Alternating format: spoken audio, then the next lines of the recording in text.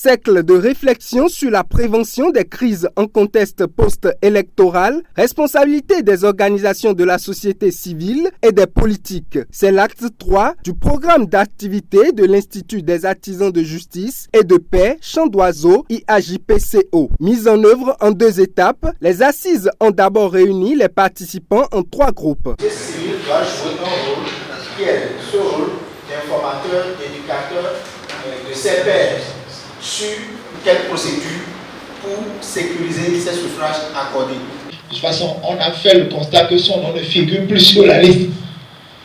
Dans ce cas, il vaut mieux garder son calme et user de recours par les voies prévues par la loi. C'est-à-dire les taux de scolarité un peu élevés dans presque toutes les contrées du pays. Ça fait qu'au moins chacun a une compréhension de ce qui se dessine et de ce qui se fait.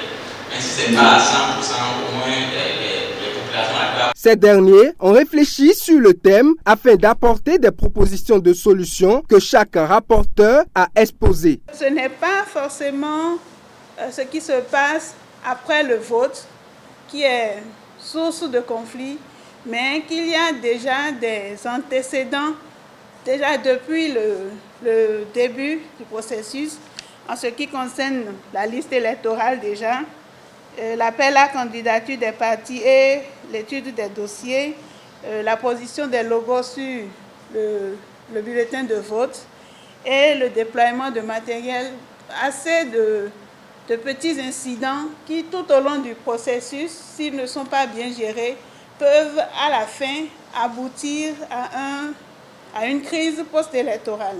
Tous nous sommes concernés par la construction du vivre ensemble pacifique. La paix est une conquête permanente. Et il faut accepter donc les contradictions comme un principe d'unité dans la diversité.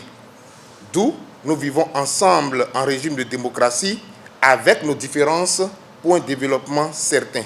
Le rôle des organisations de la société civile dans la prévention des crises post-électorales est de surveiller les processus électoraux, d'éduquer les électeurs sur leurs droits et devoirs, de promouvoir la transparence et l'intégrité électorale, de promouvoir la médiation et le dialogue entre les parties prenantes et de sensibiliser l'opinion publique aux risques de conflits post-électoraux.